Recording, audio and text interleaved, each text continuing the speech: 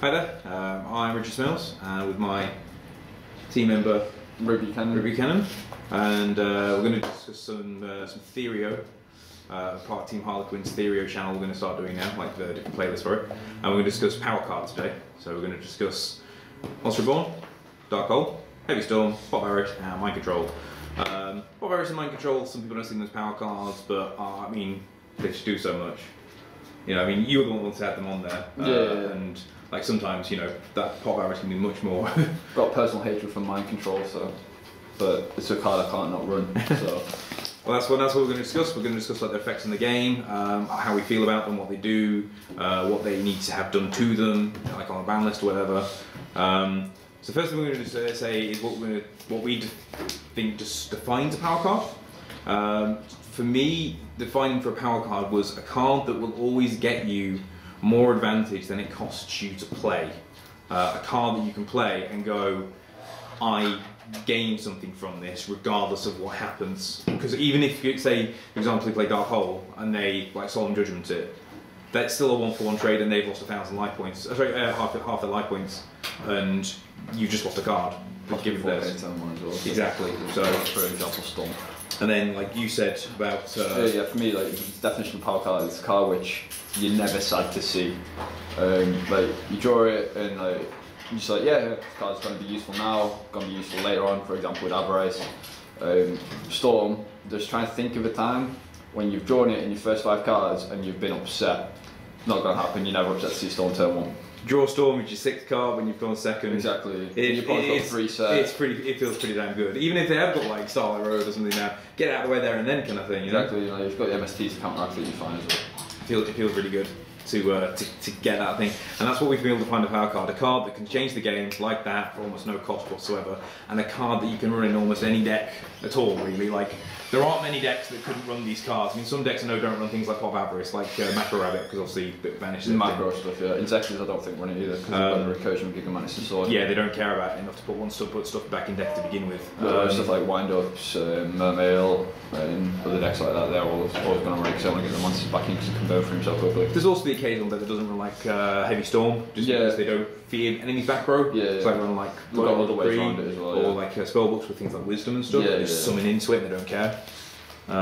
But generally speaking, like any deck, especially over the course of however many years these cards have been around for, like what 7-8 years minimum, probably longer. Yeah. I think these 3. I think the Power 3, like Monster Reborn, Dark Hole, have still been around for even longer than that, and they've been around since the start of Yu-Gi-Oh. Yeah. So Reborn was in the first structure decks, wasn't it? Exactly. Reborn was in LP. So there we go, yeah. They've been around for a long time. So like they've done a lot throughout the years, and they will continue to do a lot throughout the years as long as they remained playable in terms of like ban list and forbidden list. So that's what we feel defines a power card. And one thing for me that defines it, sorry, it's like when you play it, you can always, it's always at least kind of even, like you said before, but you can generate up to +4 with 2 of these with Dark Hole and Storm.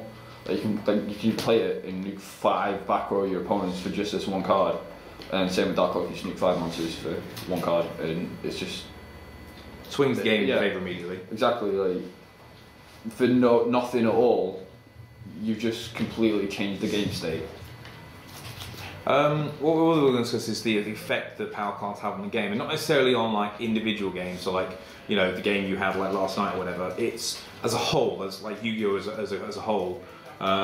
We feel they do influence the game, definitely. Like for me, I think Monster Reborn was a big one.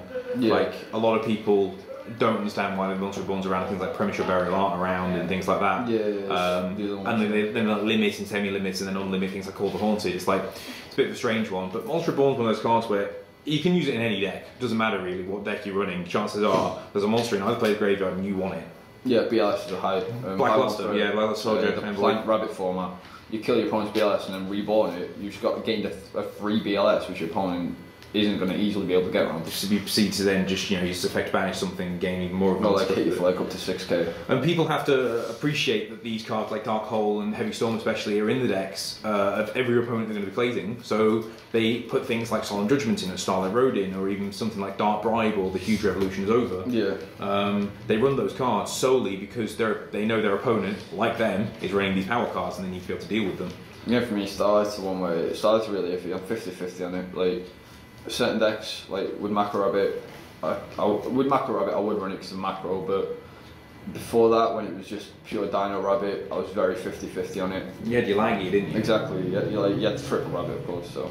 But even still, like, say you like 6 Samurai, you know, Yeah, Samurai. playing 6 Samurai, and your opponent plays like an MST on something. Yeah. Do you negate it with the Cheyenne. Cheyenne, or do you wait, not thinking they're trying to bait out that? Yeah. The negation from Cheyenne, so that you then proceed to go like Dark Hole or Heavy Storm. No, I've done that before. I played Navarice with 6 cards in hand, and no other spells, and my opponent let it go because it was fearful of the Dark Hole / Reborn I had, and I did bluff it. I'm not gonna lie. And your opponent's got to keep that in mind the whole time. Like, even though you might not have it, and chances are you don't have it, it's not in your hand all the time. Yeah. They still have to play around that fact, and they build their deck You've around got to play that the odds fact. of if you've got 2 cards in hand and your opponent goes Avarice, and you've got the single shy negate, yeah, it's not a bad call to do it because odds are They haven't got something they're else. looking to draw into the plus to get out of it. They usually- Whereas if they've got 6 cards in hand, you just let it go through, unless you've obviously got another out down. Mm. So and then you got other cards like the Mind Control. Yeah. You know, people change their extra decks specifically for Mind Control. Like one of the big ones, kind of like when Xyz was kind of in their infancy, people were running Mind Control solely to be able to take their opponent's Utopia to put their Utopia Ray on top of it. Like, some people didn't even run Utopia, they just ran the Ray. They just ran the Ray and the Mind Control and the main. Mind Control has great synergy in other areas. Another one was the Gaia Dragon. The level 7 guy. So you could take things like the Tiris or the Adrius. Like we'll wind up to do the Tiris play, like you just said, and then just take it, then overlay on top of it. Put your Gaia Dragon on top of it. And like people don't necessarily change their main decks, it's their extra decks as well. And it's amazing how much these cards. Sorry? No one don't change his side deck. Not massively, because you can't really side for them. Because if you're siding for them, you're too fearful, and you've got to accept that they're going to have them. Oh yeah, of course. So it is what it is. It is what it is. And it is interesting to think that we build our decks and we play our games solely around primarily these 3 cards.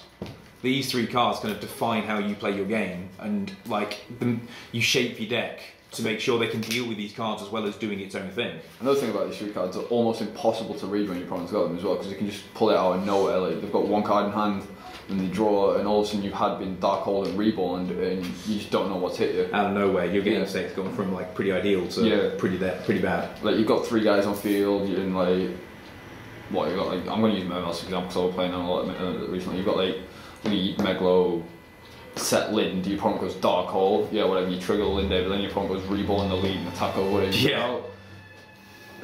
For 2 cards, it's stupid. Yeah, it instantly puts them in a winning position. Especially if you've spent a load of resources to get over what they've currently just had to get that field, and then they've just like completely flipped it back in their favour. One of the things we were saying, just like in that little discussion there, was like the ban list and when they've been banned and etc. And one of the interesting things, I think this is one of the ban lists which has had like the most power cards on available to use as like a one-off for quite a while. Yeah. Like for about a year now, we've had all 3 Monster Reborn, Heavy Storm, Dark Hole all at one. And every single like format change with the ban list in like March or September, we're always thinking, is it time Konami did something about it? But they never do. Like for the past year or 2, they've not really done anything to it, have they? No, not to these 5 cards we've got here anyway. So, like, I mean, I think the last card they kind of like they banned and they didn't bring back, which was the power card, something like either Cold Wave or Trinade. Yeah, I don't even like Trinade that much. But that's a discussion for another time. Yeah. But yeah, like Cold Wave again was a massive one. I think it went straight from 3 to 0, didn't it? I think it was at 3 for a while. It went to 1, and then it went to 0. And then it came back off it a bit, and then it went back on it. Yeah. It's one of those cards, a bit like Heavy Storm, it comes and goes. Yeah. And Reborn as well. But recently, Konami have been wanting to give you the power cards and not take the power cards away from you, which is kind of interesting. I mean, what do you think with those like 5 cards there? Which cards would you like to see banned, or which cards would you like to see like put above 1? I'm going to pick 2 I'd like banned, and it would be Reborn and Mind Control. Reborn, simply like we were saying before, it's never bad to see it. You top deck it and you're also in a good position. And Mind Control, personal hatred for the card. I just think it's too powerful. I'd actually prefer Brain Control because at least you can't take my set monsters and find out what I'm playing turn 1. If you can utilise that level, which is what they've got in the hand. Especially with Xyz monsters now. Yeah, exactly. It's so much easier. Exactly. Like, you don't have to draw a tune to utilise it. Yeah. And then we've got the... If you'd done that, I honestly believe that Dark Hole could come to 2 because the Reborn's gone into another recursion from your graveyard. Storm, I think, is fine at 1, and Avarice, again, another good one to stay at 1. But these two, I'd love to see them ban, and I would love to see the Dark Hole come back to 2 because I think it would really get quite interesting. Yeah, definitely. With 2 Dark Hole and 1 Storm, it would definitely almost be feasible for Starlight. You definitely want to run Starlight in that format, absolutely.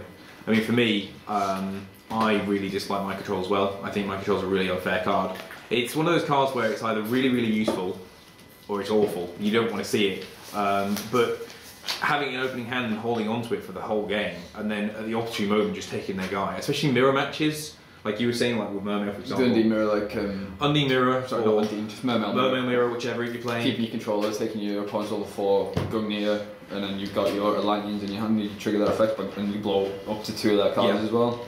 Being able to just take their guy out of the way and overlay with it, like that, take their Megalo, like I'll help and then overlay with your like, Misty or your Megalo, and make your guy. Go into a big guy, take their other guy. Take another guy, exactly. It's like normal something. I don't like mind control just because it allows you to take so much without it costing you anything whatsoever. Yeah, I'd rather have brain control as well because you can whittle life points down so that they can't pay for it. Like attacks aren't even that big a deal in my opinion. No. Like being able to attack with them also is not too bad. You can do more to stop attacks than you can do. But being able to take their opponent's face down monster as well, like I think that's very powerful. The fact that it doesn't cost you anything as well. So the fact with mind control as well, it's guaranteed to go back to them. Like it's more of an upside to it actually because if my opponent takes it and you flip it, looking to utilise him from it, and then like booking me for example, I put him back down, it's still going to come back to me. Whereas with brain control, you take the face of the guy. And they book a moon, they keep it like consistently throughout the rest of the game until it dies. That's another upside for the mind control and break control. It is definitely a problem like that. And for me, Monster Reborn as well is another power card that I don't like. Like with Monster Reborn, I just think it allows for too much unfair recovery. The fact that you can just quickly, with 1 card, restart your whole play.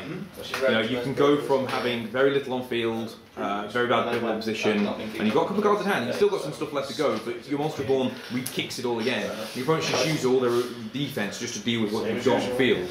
Especially if they've like got 1 and no cards in hand. Yeah, like it just kicks them off again. So they're the cards I don't like. Another thing, I'd actually, sorry, back to Heavy Storm again. I'd actually keep it around over Cold Wave, over Trinity. Sorry. Well, I don't think Cold Wave ever needs to come back. No, I said the wrong one. I meant Trinity. I've had a couple of discussions with other teammates, and they reckon Trinity would be better. I don't feel the this sphere. They chain the sphere, get Linde dies, and you return the sphere to your hand, and then you can set it again. Storm at least it destroys it, and you've only got to deal with that guy once. You don't have to deal with it again afterwards. Yeah, that's a good point. I mean, Trinity is one of those cards which isn't easily negated either. I don't like it allows you to push through, and although it doesn't necessarily get rid of your opponent's cards, it can just reset them. Chances are using it win. Yeah. You're using it when you want to win. Yeah. Or with Storm, you use it to sometimes win, sometimes using it just to punish them for putting too many cards on board. Fair, if you Trinity 4 of your opponent's cards, attacking and they don't try, it's a bad situation to use them. That's a good point. They've just reset their entire hand in a huge track. So. Yeah. But like one of the duels on the channel, I done it with a duel on, and I dropped the track. Feels good. Feels very good. As for cards that like are banned in terms of power cards, I think things like I said, Trinade could come back, but I think Heavy Storm overall is fairer. I think I was going to say that as well. But and I think your idea of like Dark Altar 2 is an interesting one. I mean, only if Reborn goes. Like, well, you saw those like fake lists, for example, for March 2013. Yeah, you could tell they were fake because Dark Magician of Chaos was at 1. I know they were fake. But some people were saying how things like Torrential could go to like to back to 1, but then like Dark Altar 2. I would mind Torrential 3. I think Torrential's a really interesting card. It's been at 1 for such a long time. 2 is the right number for Torrential. I think 2 is the right number for it, especially in pro formats with like, the amount of special summon and a lot of all the decks can do. You do need to be able to counteract. Basically, them all of a sudden just going bang straight on field, like all their stuff. Torrential is definitely one of the power cards. We'll maybe talk about power traps one day. Sure. Another Theoryoh session. Yeah, sure. But yeah, that's kind of what that's what we think about the cards in terms of the ban list potential. So in terms of each individual card, like they are what they are. Everyone knows what they do. Monster Reborn is what it is. Is what it is. Monster Reborn lets you reborn a guy out of the graveyard. Any position, attack position, that's the main thing as well. So you can put it in defense if you want to. You want to BLS in defense, get a mirror force, banish a guy, attack, leave mirror force, you've still got a BLS. Exactly. You know. It's the fact that it can be, it's any monster anywhere as long as it can be special summoned. Like you can even reborn like any monster in the graveyard can't reborn it. Banish monster. Yeah. Any monster in either play graveyards you can get back. unless it's not being like special summoned correctly. Yeah, like yeah, the yeah. synchro summon.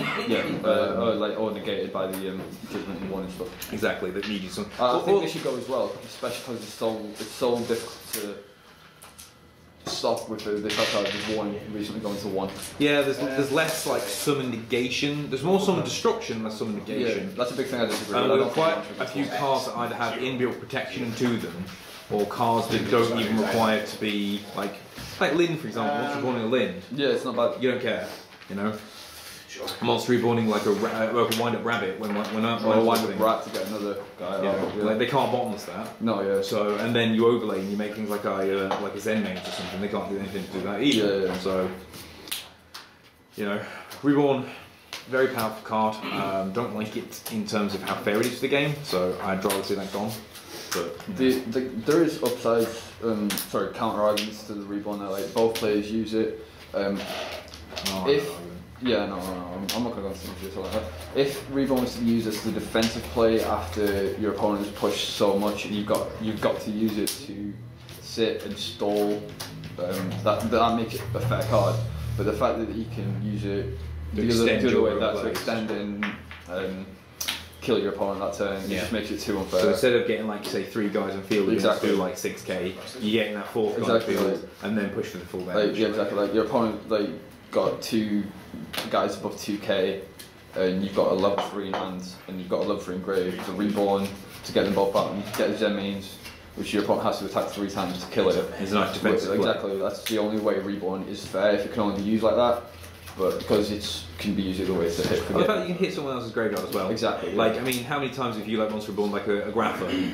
Yeah, and gone, you can't use your Grapher. Or a Hornet and overlay it. And exactly, keep that in text Hornet, exactly, or yeah. Dragonfly, for example. Just stopping them from accessing their own monsters sometimes is just as powerful as like being able to use them. It's not bad against the mono mail as well, so when you Gunday, like you see them go Taylor, Stitch, big level 7, Sedge Guns, pass, you reborn now level 7. Their Guns are exactly useless unless they discard. Unless they've got a metal to discard them. Exactly, yeah.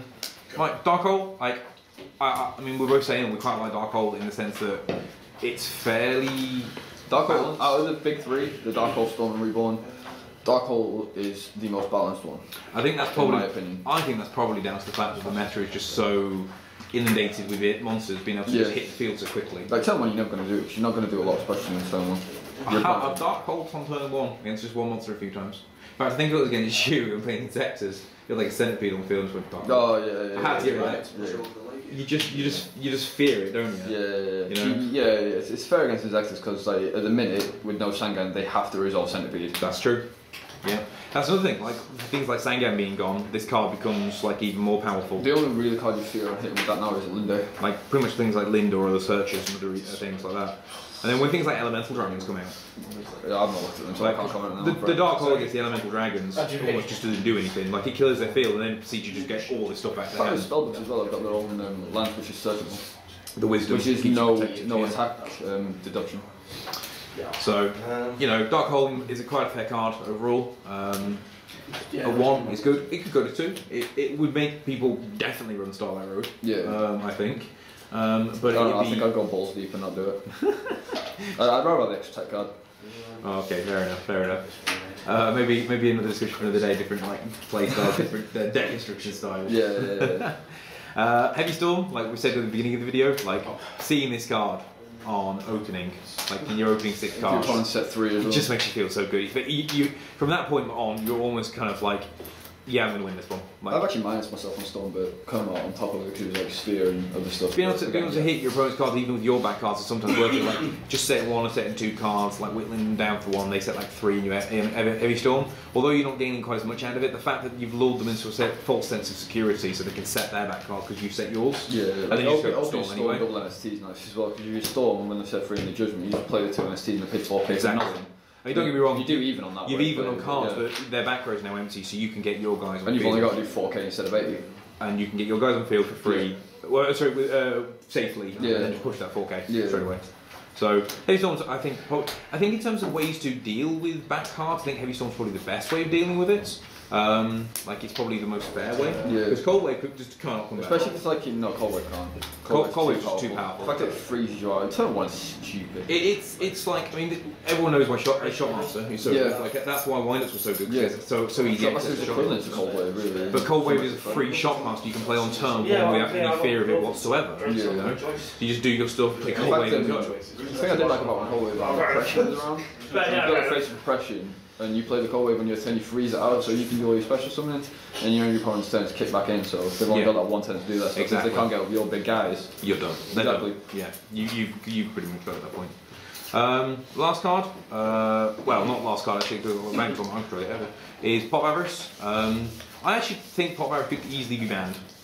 I don't know. I think it's fair one. Do you reckon? Yeah.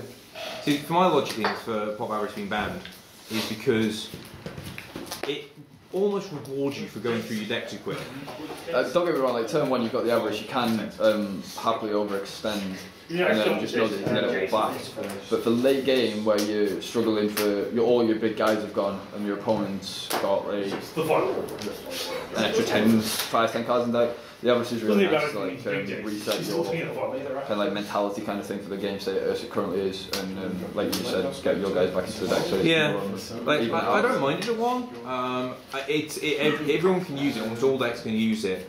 With the exception of macro. It doesn't actually give you immediate profit. Essentially, it's like +1. Even if it is a +1, but not necessarily in a good way. Like +1ing off a Dark Hole or a Heavy Storm is good because you get rid of their cards, but it's a +1 for you because you're gaining a card, but you don't know what you're gaining out of it. You could be gaining like rubbish. No, you could gain double control. Exactly, but generally speaking, resolving it's good because you want to get your guys back in deck. Double lane buster if you're not be indexed or double normal off Dino Rabbit. One interesting thing you could say is like if this card was still at 3, say like you went back to say like it'd be really interesting. It was like September 2011, I think it went. Yeah. Say you went before then. Imagine if it was 3 now. Would you still run 3 like in long? I think 2 would be enough. I think 2. Well, I don't know because I mean. In my own being, I mean, whenever I have 2 salvage, I probably just replace 1 salvage with whenever I keep the salvage. Yeah, but it's nice to guarantee what you get back to your hand if you've got the Megalo. It's interesting. Like, it was a card that was at 3 for so long, but generally speaking, only saw like heavy play in very few decks. The plant deck. Like plants was a big one, obviously, for it, and other like the water deck as well. Yeah, like, stuff like that. But now, like, pretty much any deck that can run it will run it. Like only like the macro deck won't run it, kind of thing. What we said. So, final card, Mind Control. Don't need to say too much about this. I think it should be banned. I think you think it should be banned. I despise the card. Like a lot of people say, like it's not. You do absolutely with your controllers. You're gonna have to. Like some people say, like it's only alive half the time. Like half the time it doesn't work properly. But then of course you've got the fact that when it is live, you're just taking your opponent's guy and you're doing whatever you want with it. Yeah. So, like, I personally think it should need to be banned. Plus, it also like you do mind control your opponent, and it's a Lind. I'm using a lot too much as an example. But you ban a lot, and they're pretty rare. But like I say, you look at it, and you've got the TT and stuff in your hand. You can set it, and then you can choose when you want to play it, kind of thing. Like if your opponent then triggers Sphere and get another one, you then shoot her in the end phase, not the end phase, but the next turn or whatever. But basically, you choose at the. When they get these link insertion up, when they don't force you to play kind of thing. That's kind of it really. I think that's going to take the end to our first Theoryoh video.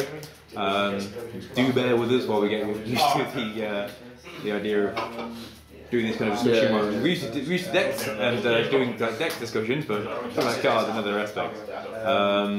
So we'll hopefully, if you've got any comments or queries like about the cards we discussed, or any cards you think we should have discussed, or what we have, any points you think we've missed, any points you think we need to have discussed about it, please do let us know. It's as much a learning experience it is for us as it is for people watching the video to learn. We want to learn as much as anyone else does. We can get better.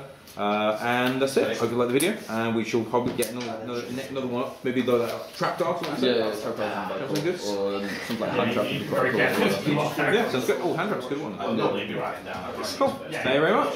Do better than you're currently doing. Team motto.